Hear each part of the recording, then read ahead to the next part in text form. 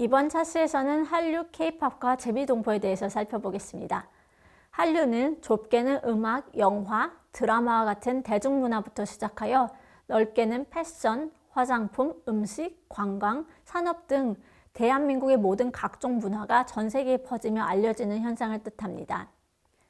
한류라는 용어는 중화권에서 1990년대 후반에 H.O.T 신드롬이 일어나고 한국의 아이돌 댄스 그룹과 한국 드라마가 청소년층의 인기를 끌면서 생겨난 신조어입니다. 2000년대 초반에 겨울 연가가 해외에 퍼지면서 한류라는 것은 더욱더 중요한 현상으로 나타났습니다. 하지만 최근에는 한류는 K-팝이라는 현상으로 불리는 경우가 많기 때문에 이번 차시에서는 주로 이 용어를 사용하도록 하겠습니다. 먼저 미국 내 K-팝의 과거에 대해서 살펴볼까요? 2000년대 후반부터 2010년대 초반까지의 길었던 노력과 절반의 성공이라고 평가됩니다. 원더걸스, 보아, 세븐, 비, 소녀시대가 2000년대 후반부터 2010년대 초반까지 미국 음악 시장에 진출했습니다. SM 엔터테인먼트가 2011년 매디슨 스퀘어 가든에서 콘서트를 성공적으로 개최하는 등 부분적인 수확을 거두었습니다. 그러나 이것이 주류를 이루지는 못했습니다.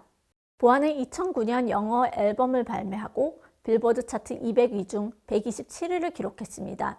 그러나 그 다음 주에 차트 200위권 밖으로 떨어졌으며 그 이후도 미국 시장을 겨냥한 음악을 발매하지는 않았습니다. 원더걸스는 2009년 노바디 영어 버전으로 빌보드 차트 핫 100위 순위에서 76위까지 올랐습니다. 그러나 이후 순위에서 하락했습니다. 엑소 출신 크리스 우, 2PM 출신의 박재범, 소녀시대 출신의 제시카가 현지 미국 기획사와 계약을 하고 활동했습니다. 그러나 영어 가사가 아닌 외국어 노래 열풍은 싸이의 강남스타일로 시작되었다고 해도 과언이 아닙니다.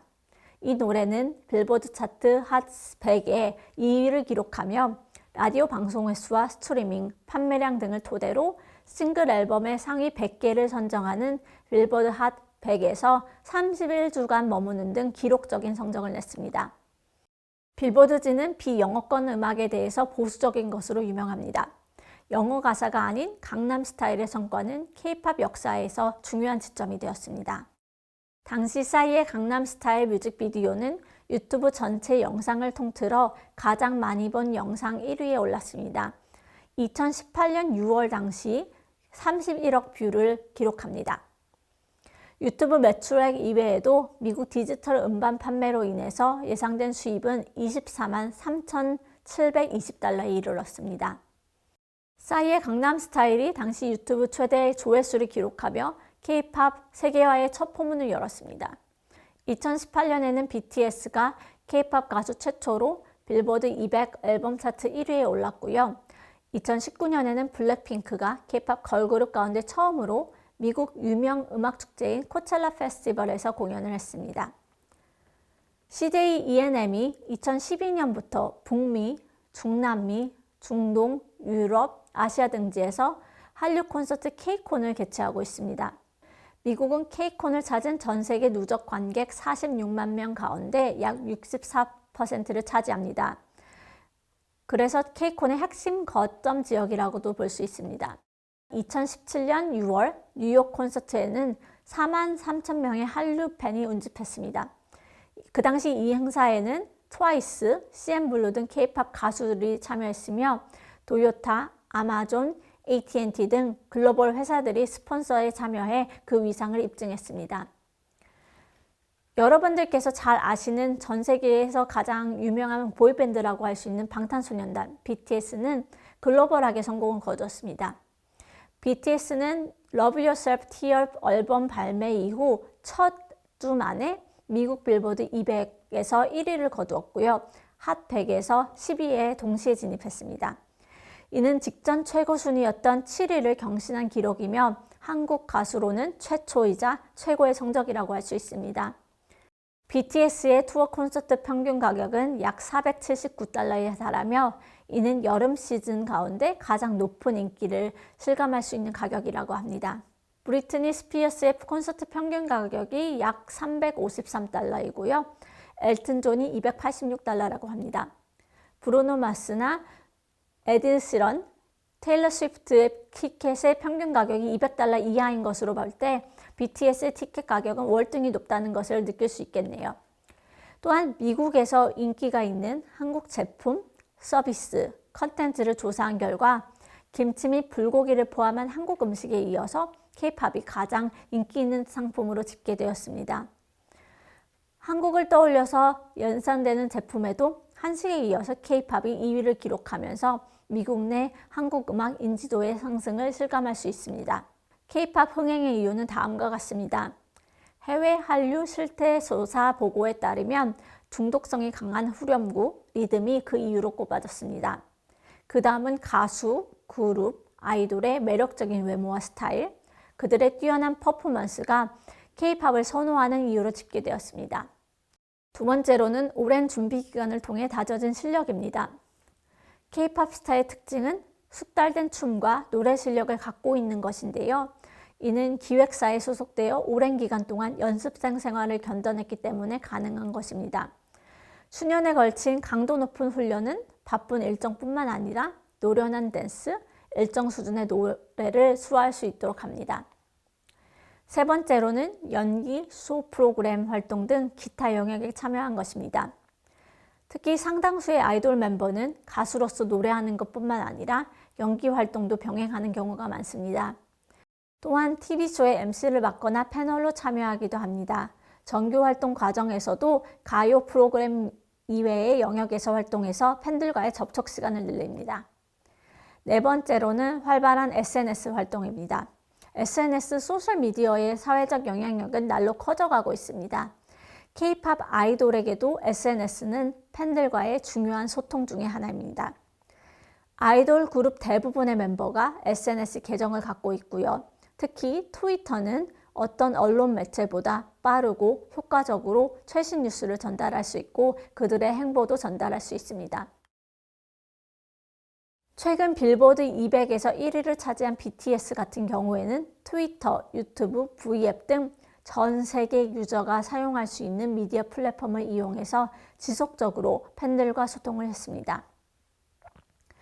또한 해외 남성 팝스타들의 곡을 부르는 것을 공개하면서 해외 팬들을 사로잡는 데도 기여했습니다. 다음은 K-팝이 가져오는 여러 가지 시사점들입니다. K-팝 제품 판매를 통한 추가 수익 창출을 기대할 수 있습니다. YG 엔터테인먼트 미국 지사인 YG USA는 K-팝과 관련된 공식 판촉물 판매를 용이하게 하고 K-팝 팬들이 관련 제품에 접근을 할 수 있도록 노력하고 있습니다. 소매업자나 라이센스 소지자와의 교류나 기술 제휴를 통해서도 신제품을 개발 중입니다. 또한 라인과 유튜브를 비롯한 회사들도 K-팝 관련 물품과 서비스를 제공하는 만큼 앞으로 K-팝 앨범 수익뿐만 아니라 부수적인 관련 상품들을 통한 수익의 규모 역시 커질 것으로 전망됩니다. 국내 기획사나 해외 판매처의 거래를 통해 미국 시장의 K-팝 관련 제품의 유통은 미국 내 한류와 더불어 성장이 예상되기도 합니다. 강남스타일과 BTS로 상징되는 K-팝 현상에서부터 영화 기생충, 드라마 오징어 게임 등의 성공에 이르기까지 지난 10수년간 미국에서 한국 대중문화에 대한 관심이 폭발적으로 늘어나고 있습니다. 이러한 가운데 전문가들은 이 관심의 척도 중 하나로 한국어 수강생들이 급증했다는 것을 꼽습니다. 최근 미국 대학생들의 언어 강좌 수강률이 전체적으로 정체를 보이고 있습니다. 한국어 수업 수강 인원은 1970년에는 101명이었습니다.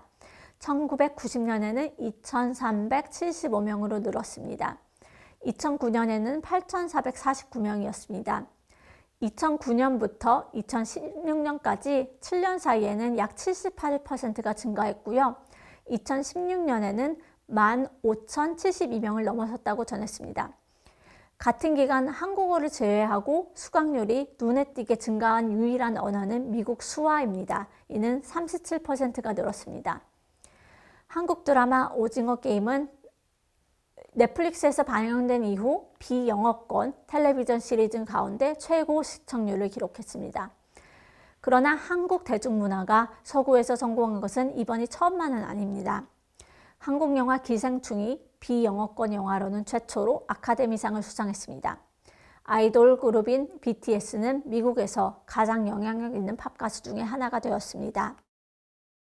이번 세기 초부터 한류는 동아시아, 특히 중국 문화를 석권했습니다.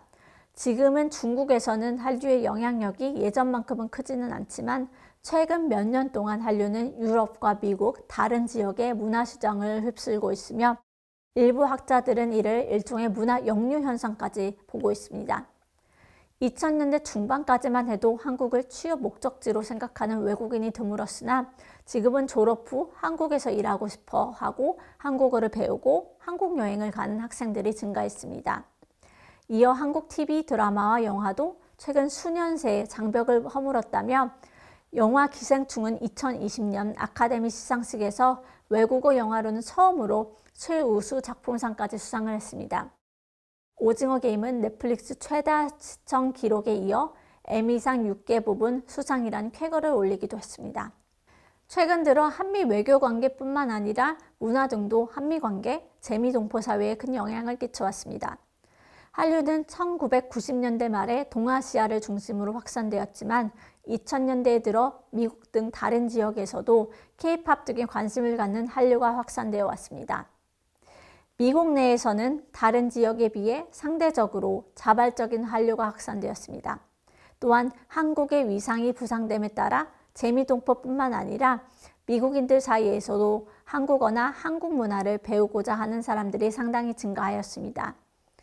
재미동포들은 한류가 한국계로서의 자긍심을 확대시키는 역할을 한다고 말하고 있습니다.